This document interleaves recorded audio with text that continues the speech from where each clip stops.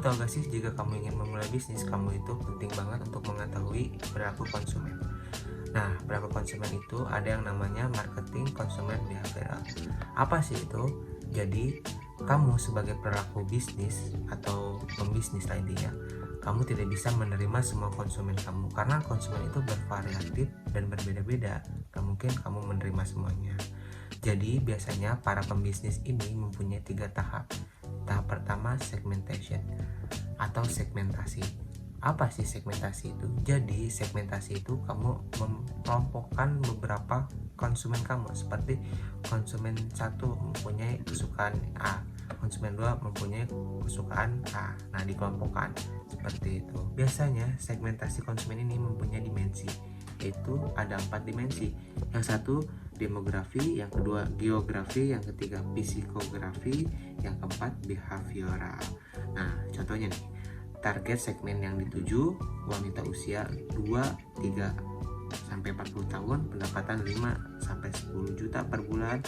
Nah, biasanya disebut demografi. Dan tinggal di perkotaan disebut geografi, suka mengikuti perkembangan fashion di sosial media disebutnya psikografi, dan biasa belanja online pada brand bereputasi atau belanja offline di mall. Nah, itu disebut behavioral. Nah, biasanya proses keputusan pembelian itu terjadi adanya pertama mengenali kebutuhan, mencari informasi, mengevaluasi berbagai alternatif, membuat keputusan pembelian, dan mengevaluasi pasca beli.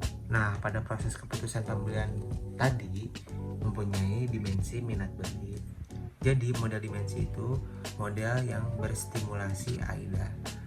AIDA itu yang pertama A, attention atau perhatian. Dalam tahap ini masyarakat mendengar mengetahui produk yang dikeluarkan perusahaan. Yang kedua, interest nih. Setelah melihat produk yang dikeluarkan, apakah tertarik atau tidak. Dan yang ketiga, desire atau kehendak. Nah, konsumen mempelajari, memikirkan, serta berdiskusi yang menyebabkan keinginan itu muncul untuk membeli produk tersebut. Dan yang keempat, ada action atau tindakan. Nah, di tahap ini nih, konsumen mengeksekusi ingin membeli atau tidak. Nah, biasanya tergantung kita berpromosi. Biasanya yang pakai kayak gini-gini tuh marketing S3 nih, yang pakai teknik AIDA ini atau stimulasi AIDA. Tapi jika zaman sekarang banyak yang beralih kepada yang pertama hook, engagement, retention, dan CTA. Apa sih itu semua? Hook tuh seperti thumbnail di depan sebagai luaran. Nah, itu tuh fungsinya untuk menarik para konsumen atau para penonton. Nah, yang kedua engagement. Engagement itu lanjutan dari hook tadi. Misalkan kayak orang kayak gila-gila ada nasi goreng terenak. Nah, jadi aku kemarin pergi ke tukang nasi goreng. Nah, itu namanya engagement. Nah, untuk mengikat. Nah, yang ketiga retention. Jadi retention ini untuk menahan. Contohnya seperti nanti aku spill harganya di belakang ya. Nah, itu retention.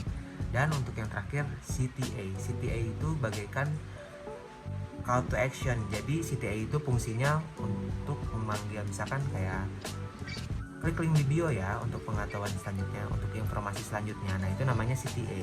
Setelah segmentation ada namanya targeting. Nah, si targeting ini kamu menargetkan nih, misalkan produk kamu untuk siapa. Misalkan kamu punya produk baju bayi, pasti targetnya ibu-ibu yang ingin membeli baju untuk anaknya. Misalkan kamu punya produk kopi itu harganya 50.000 ke atas, pasti target kamu menengah ke atas, nggak mungkin menengah ke bawah kan, ya kan. Dan yang terakhir itu ada yang namanya positioning. Di saat ini kamu mulai mempunyai produk, tempat, harga, dan promosi. Nah, jika semua itu sudah kamu pelajari, dan kamu harus memahami tentang pentingnya kamu mengerti maunya konsumen itu seperti apa biar bisnis kamu bisa grow up. Mungkin segitu saja. Saya Alfi Dorian Mahendra dari TRMB 2 di mata kuliah perilaku konsumen. Terima kasih, bye-bye.